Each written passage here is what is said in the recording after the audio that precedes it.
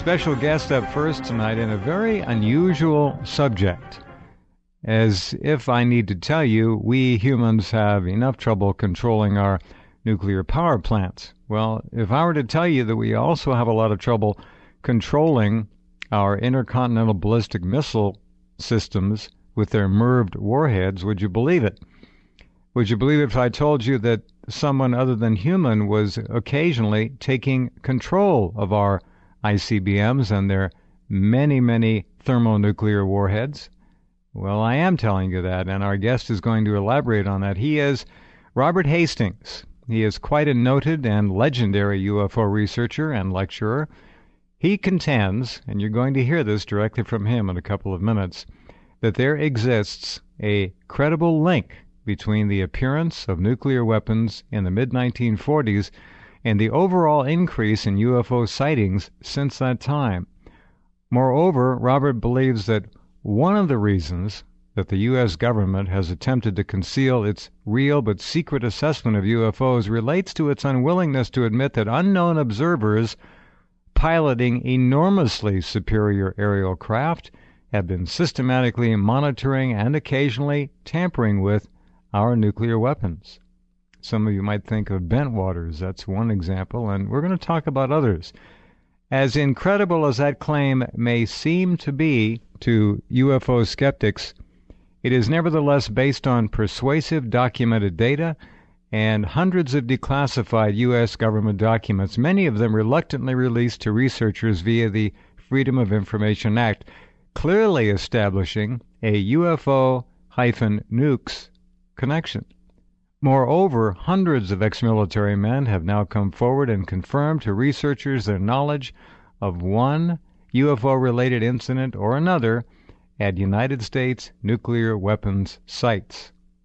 It's an amazing story. Since 1973, Robert Hastings has interviewed more than 120 former and retired U.S. Air Force personnel regarding their involvement in such cases. These individuals, ranging from retired colonels to former airmen, report extraordinary encounters with UFOs, which have obviously been related and tied to national security issues and even planetary implications. So with that, let's say hello to Robert Hastings. Hello, Bob. Welcome back. Thank you for having me on, Jeff. I appreciate it. You've been at this a long time. 38 years and counting. I can tell you that I've devoted most of my adult life to tracking down and interviewing former and retired military personnel who were involved in UFO encounters at nuclear weapons sites, based on things that have happened in recent months, as we can discuss shortly. Right. I've got a lot of work ahead of me, it would seem. Things are changing, though, aren't they? They're progressing, despite the highly insulting and asinine cover-up that this alleged government and military continue to perpetrate upon us. I don't think any reasonable mind, be it a he or a she, who honestly examines the information, your information, and the real data that's out there about these unidentified flying objects and their crews, can come up with any other determination than we are being visited, and perhaps on a level that most people couldn't even imagine. We just don't know. You have a pretty good idea of this.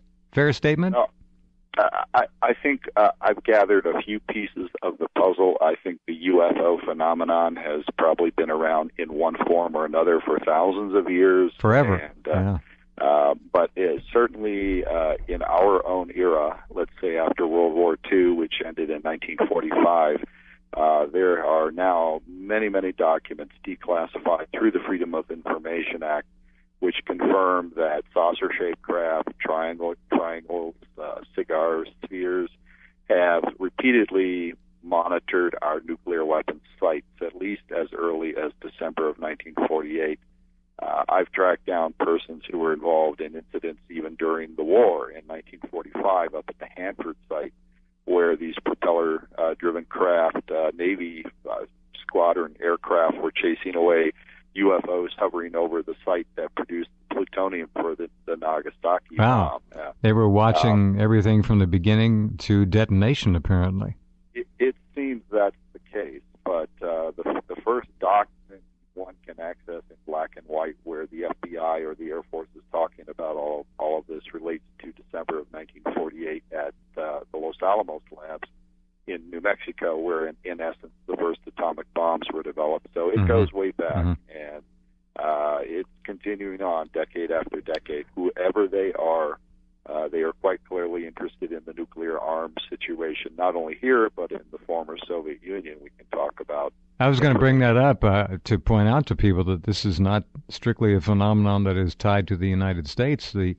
When the Soviet Union fell apart, there was a window during which time George Knapp and others were able to contact high-level Soviet officers, military, and individuals, and they found out a lot of things about what's going on over there and what has gone on over there. Let's talk about that just for a minute, if we can, to kind of set the stage. Sure. Let's look at the old Soviet Union and what they claimed had happened to one of their missile systems. Fascinating and pretty darn scary, really. Well, you mentioned George Knapp. Of course, he is the reporter from Las Vegas who's done groundbreaking work in terms of bringing the phenomenon into the mainstream, certainly covering it more than most media outlets. He did spend time in the former Soviet Union in the early 1990s.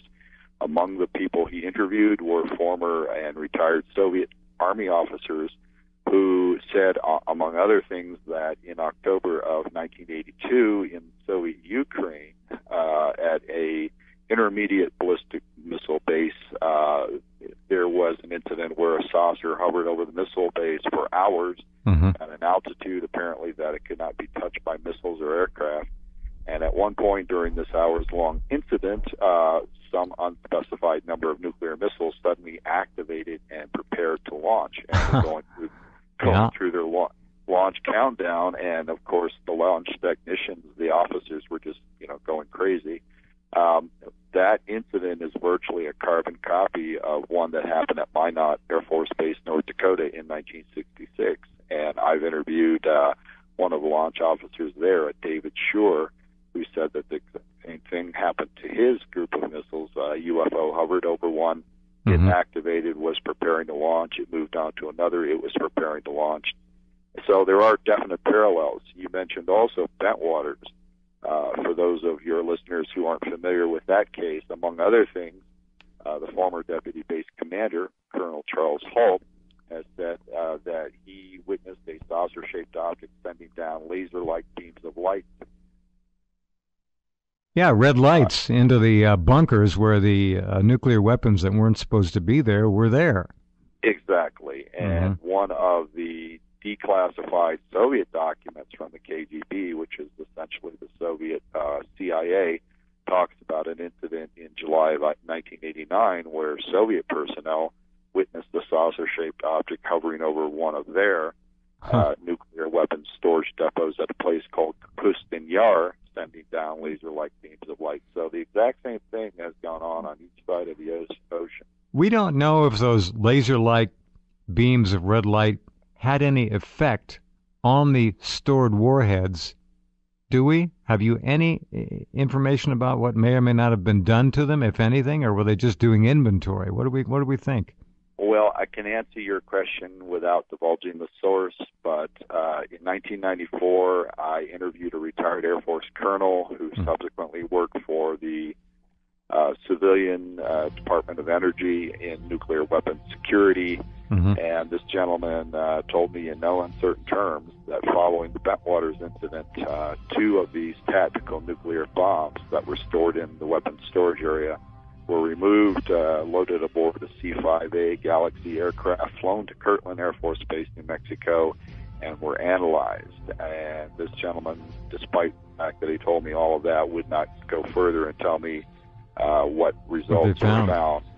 But he didn't. He confirmed that much to me. Well, that opens the door to a lot of speculation. Very interesting. This is all real for any of you honest skeptics, and I would encourage you to visit Robert Hastings' site. It's ufohastings.com. Real simple.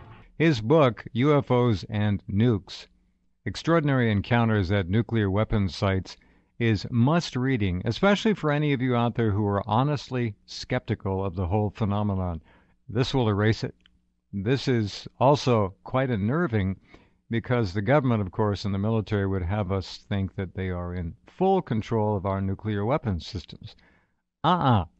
Nope. Somebody else can come in anytime at any location and apparently start a literal launch sequence for our ICBMs, and goodness knows what else they could potentially do. What kind of a message are they sending? We don't know, but they are sending a message. They're not just counting weapons. Something is going on here. All right, this is very interesting. I'm very thankful that you were able to corroborate my suspicion that something happened to at least some of those warheads at Bentwaters, because that probing with the beams is interesting. Now, you mentioned Minot, 1966. You mentioned the former Soviet Union in 1982. That's, 16 years difference. So they have been counting nukes, as it were, for a long time. This is not a new phenomenon. That goes way back. There are reports at least as early as 1966 of disruptions in the nuclear missile systems at Minot and Malmstrom Air Force Base. Some of your listeners have probably heard about the two cases in March of 1967. Each group of 10 missiles is called a flight, and two separate flights, 8 days apart, Echo Flight and Oscar Flight, had experiences where, according to 3 of the 4 launch officers involved, UFOs were in the vicinity when all 10 missiles shut down on each flight.